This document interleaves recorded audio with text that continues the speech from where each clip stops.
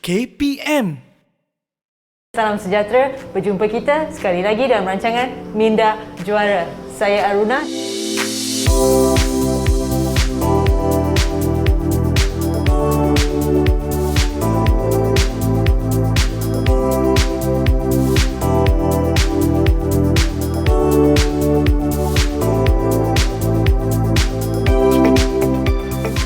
Kita akan bersama-sama untuk mengenali dan mempelajari bagaimana untuk menjadi seorang juara, bukan sahaja dari segi fizikal tetapi juga dari segi minda.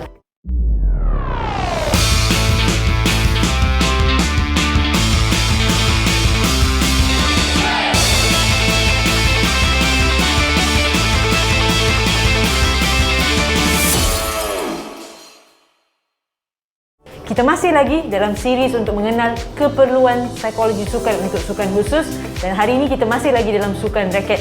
Tapi sukan raket kita hari ini adalah pingpong. Okey, sukan antara di mana saya rasa banyak adik-adik kita ataupun ramai yang bermain secara sosial sebenarnya di mana-mana juga, tapi sukan table tennis ataupun pingpong ni adalah antara sukan yang memang dipermainkan, dan kita rasa pencapaian kita pun dah sampai ke level Commonwealth dan sebagainya. Alright, okay, hari ni kita ada tetamu kita juga. Saya kenalkan dulu tetamu kita. Of course, tetamu kita yang sama. Kita ada Hao Pek Ngoh.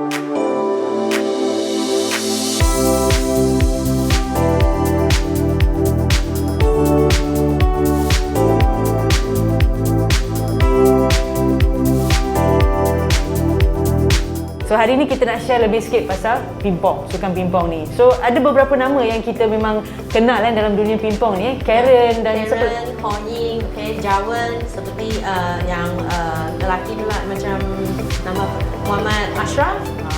So inilah jago-jago pingpong di negara kita. So kalau pingpong ni mejanya sangat kecil, betul lah. Lepas tu nampak macam pergerakan tak banyak, tapi mereka antara orang yang sangat fit sebenarnya, sebab pergerakannya sangat lincah dan kena laju. Laju dan kena mata kena fokus lebih daripada laju. Sebenarnya more betul. Speed, dia orang sangat laju.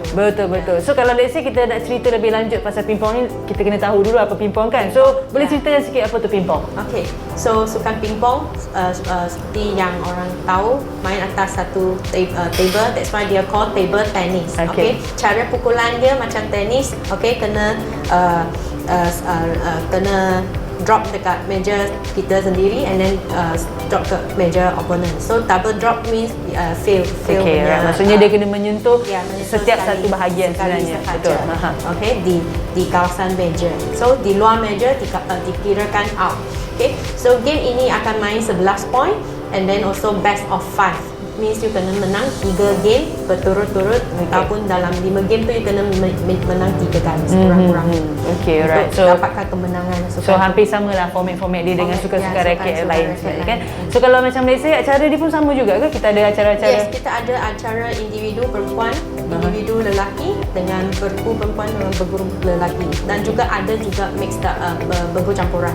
Bergu campuran. So kita pun ada atlet-atlet kita yang sebenarnya dah sampai, macam saya cakap tadi lah, dah sampai dekat level Commonwealth. Dan kita pun ke sukan C, dan kita juga ada banyak competition di mana ada peluang untuk adik-adik yang kalau mungkin adik-adik adalah pemain pingpong tu sendiri, mungkin kita ada banyak peluang untuk kita nak tahu dan kenali bagaimana cara-cara psikologi akan boleh membantu anda untuk menjadi juara-juara yang bakal juara di pentas arena di antarabangsa nanti ya.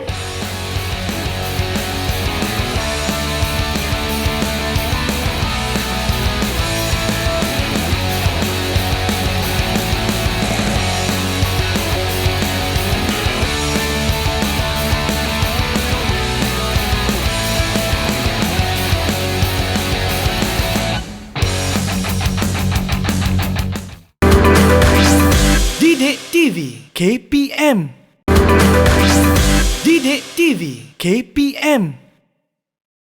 Okay adik-adik, tadi kita dah tahu sedikit tentang acara pingpong itu sendiri kan, macam mana dipermainkan dan mungkin sejauh mana gap kita antara negara-negara lain sebenarnya. Tak mustahil untuk kita pun menjadi wira-wira yang akan bakal menjuarai di peringkat-peringkat kebangsaan ataupun antarabangsa nanti ya. So kalau macam kita berbalik kepada Pek Ngoh nanti kan, apakah concern ataupun isu-isu yang selalu kalau Pek Ngoh boleh nampak daripada sukan table tennis atau pingpong ni? Okay, bagi sukan pingpong ni, yang isu utama yang atlet menghadapi adalah keyakinan. Alright, okay. Sebab kita punya jarak antara kita punya ranking kepada orang yang Southeast Asia pun, negara Southeast Asia pun sangat jauh.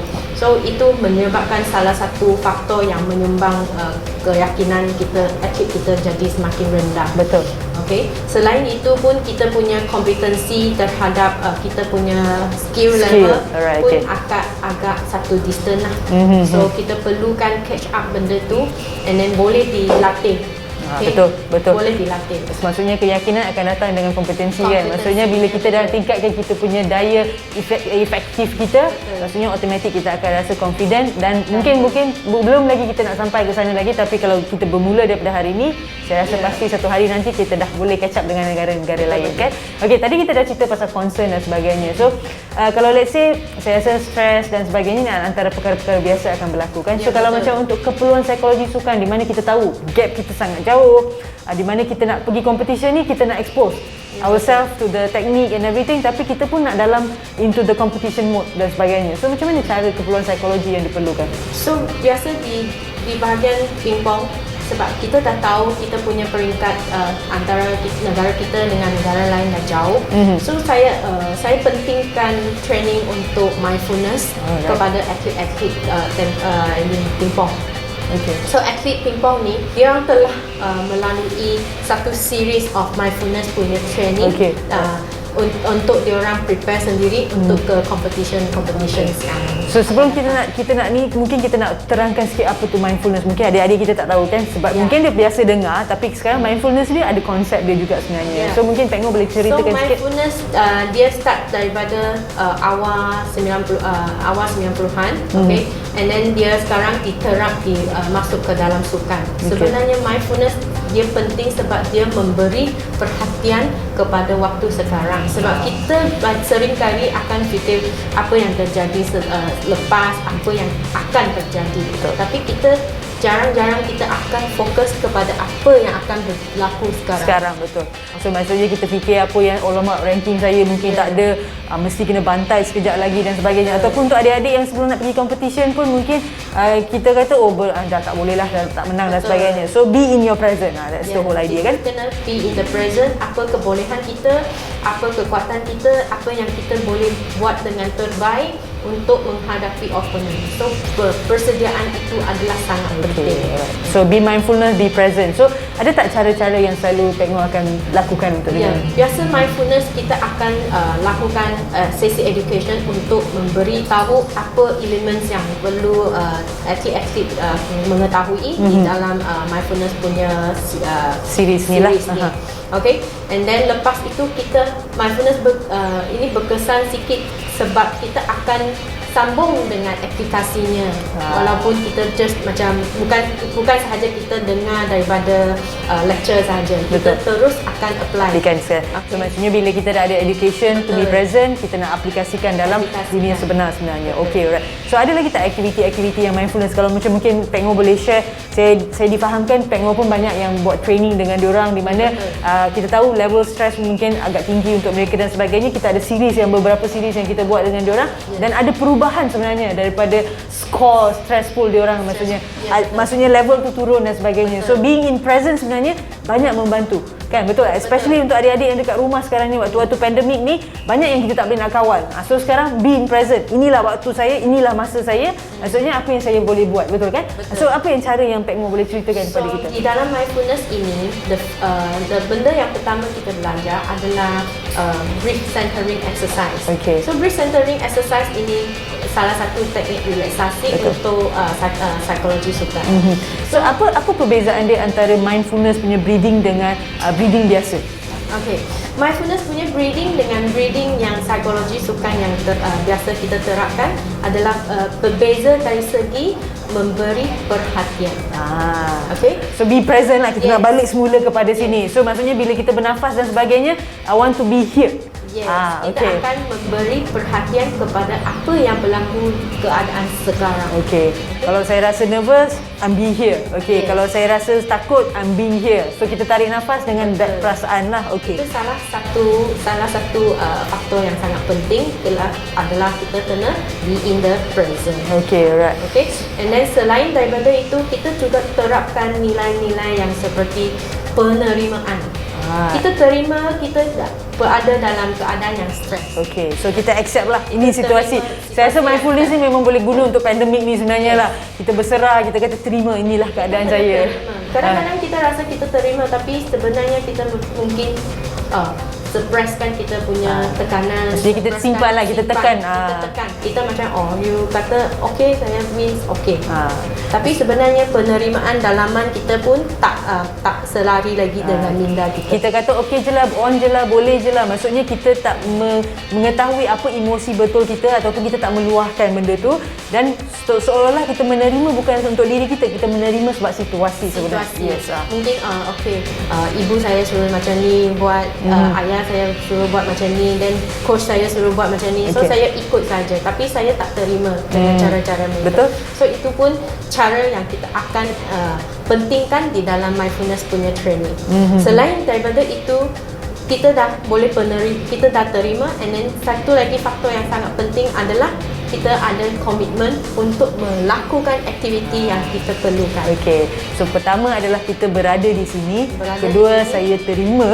Dan ketiga Ketiga, adalah kita komitmen. Maksudnya saya komit untuk nak berubah ataupun saya komit untuk terima dan sebagainya. Betul. So komitmen apa lagi nak cerita dalam komitmen tu? Kalau komitmen macam kita kata, let's say kita tahu pagi hari ini kita kena ada training, kena ada physical training. So kita kena prepare awal untuk physical training. Bukan saja bangun untuk buat aktiviti dan habis kita tidur, kita tak jaga makan. So all the activity yang kita perlu lakukan untuk sebagai seorang atlet, sebagai seorang pelajar, kita kena commit. Okay? So kalau macam let's say-nya kalau kata adik-adik yang kat rumah ni ada online training dan sebagainya, kalau kata pukul 7 training, pukul 6.55 baru celik mata, gosok gigi dah pergi training. Maksudnya brain pun belum lagi bangun sebenarnya. So macam kalau mana quality training itu akan ada. So maksudnya kena spend bangun awal sikit lah, dalam setengah jam. Dapatkan momentum untuk hari tu, untuk pastikan yang kita dah bersedia untuk nak buat latihan. Sebab kita nak terus start daripada level 60% ke ataupun tak nak daripada zero kan, betul tak?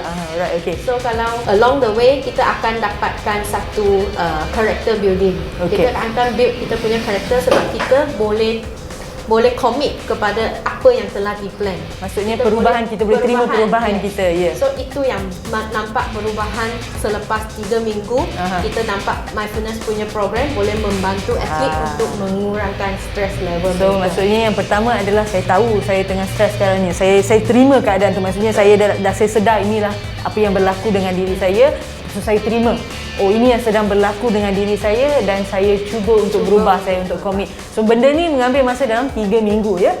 Mengambil 3 minggu untuk nampak perubahan jika komitmen anda tinggi. Maksudnya jangan yang yup lah, sekali buat sekali tak, sekali buat sekali tak kan. Maksudnya hari-hari kena buat, betul lah. Hari-hari kena buat. So kalau tak 6 minggu lah jadinya. Ya, tapi keseluruhan untuk mindfulness training program ini adalah dalam 8 minggu. Okay. So 8 minggu dengan kena praktis hari-hari, dan baru kita akan developkan kita punya karakter, dan barulah kita boleh senang menurunkan kita punya stress, and also kita akan tahu bila kita stress kita boleh terima. So automatically long run kita jadi lebih stress management kita jadi lebih bagus lah. Okay. So maksudnya kalau kita nak commit sebenarnya, especially dalam time-time pandemik ni kan, adik-adik dekat rumah rasa tak bermotivasi untuk training dan sebagainya, inilah time yang paling bagus sebenarnya kita dah boleh buat untuk mindfulness training. Saya rasa kalau mungkin tak perlukan orang pun sebenarnya dalam internet banyak banyak aktiviti yang kita boleh buat untuk mindfulness. Selain daripada kita kena fokus kat training, sebenarnya mindfulness boleh dilakukan juga masa you makan. Kadang-kadang kita suka mengunyah bila kita duduk diam-diam kat rumah. Betul. So kalau kita mengunyah, apa akan jadi kepada kita? Obesity.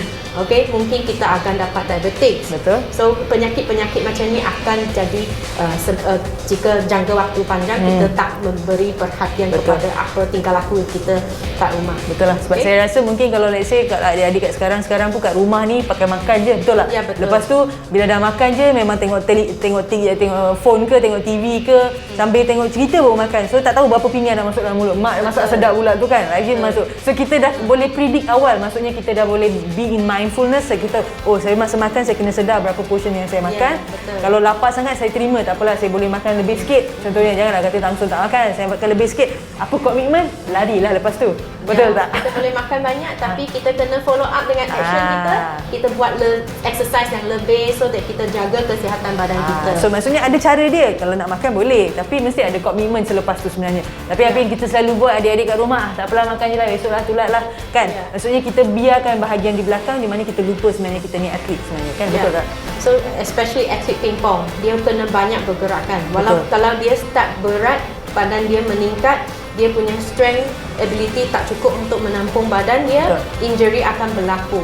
Itulah sebab kita kena juga mindful untuk semasa makan. So kalau macam let's say kita kata dalam tadi kita dah balik semula kepada stres dan sebagainya, ataupun kita pergi competition mana-mana, adik tahu yang mungkin kita belum sampai lagi level tu, tapi kita dah all out stress dah sebelum pergi, kita rasa dah ni. Mungkin kita dah boleh gunakan mindfulness ni, kita tahu inilah keadaan saya sekarang, kita sedar, I'm being present, lepas tu kita terima keadaan kita sekarang. Yes, kita terima komitmen untuk ubahkan supaya kita jadi lagi bagus. Maksudnya mungkin komitmen tu boleh datang dari segi objektif. Kalau saya nak buat ni, mungkin kali ni saya nak pastikan yang semua pukulan saya 90% cantik, ataupun saya boleh returnkan balik, ataupun maksudnya setiap competition yang adik-adik pergi ataupun setiap training yang adik-adik ambil dan buat, ada komitmen di situ, ada objektif.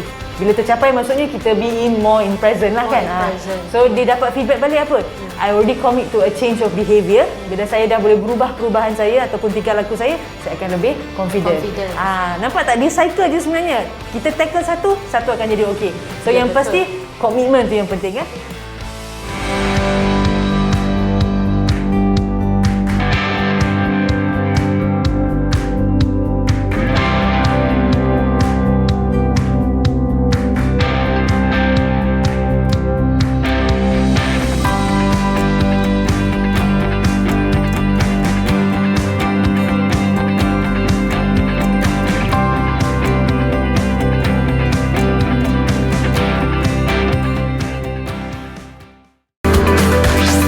Didik TV KPM.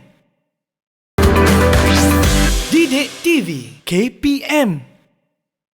Okey adik-adik, tadi kita dah tengok kan macam mana kita nak gunakan cara mindfulness dalam sukan pingpong tu sendiri sebenarnya. Ada banyak tips-tips dia ataupun banyak cara-cara dia. So saya rasa Pak Ngor lagi nak ceritakan sedikit tentang aktiviti-aktiviti yang adik boleh buat sekarang sebenarnya. Ya, sebab sekarang kita banyak kat rumah. Banyak kat rumah kita buat apa? Banyak tengok phone. So ada tak you mindfully tengok phone ataupun you sentiasa scroll phone sahaja? So itu yang pertama kita be present Okay, right. Be present. Okay, so selain daripada itu, then kita pun penat, banyak tengok screen, banyak penat. Ada tak kita jaga mata kita? Okay, so kita kena in between mungkin set reminder. Okay, dalam 10 minit kita kena rehatkan mata kita sekejap. Okay, buat senaman sekejap. Okay, so benda-benda ini adalah membantu atlet, membantu anda adik-adik juga dekat rumah lebih selesa, tak rasa macam badan gebas. Lagi satu tips pun, adik-adik yang kat rumah sentiasa mungkin akan tolong ibu bapa buat apa? Bersihkan rumah, bersih pinggan. Boleh gunakan time yang bersihkan pinggan tu cuma bagi perhatian apa bunyi yang berlaku, apa bunyi yang you rasa pinggan tu you kena banyak kuat ke, you kena cuci dengan ringan ke, kan? So itu juga salah satu aktiviti yang boleh guna. Practice mindfulness lah. So benda-benda macam ni adalah salah satu teknik-teknik untuk mindfulness. Maksudnya kita dah boleh gunakan daripada even sebenarnya daripada aktiviti harian kita sebenarnya. So bila kita dah tahu apa penting, kalau boleh tanya juga apa pentingnya nak rasa apa pinggan mangkuk, basuh pinggan lah. Tapi sebenarnya bila kita dah practice aktiviti ni, bila kita nak bawa kepada stres kita ataupun bagaimana ataupun semasa kita nak latihan dan sebenarnya kita akan be more observant.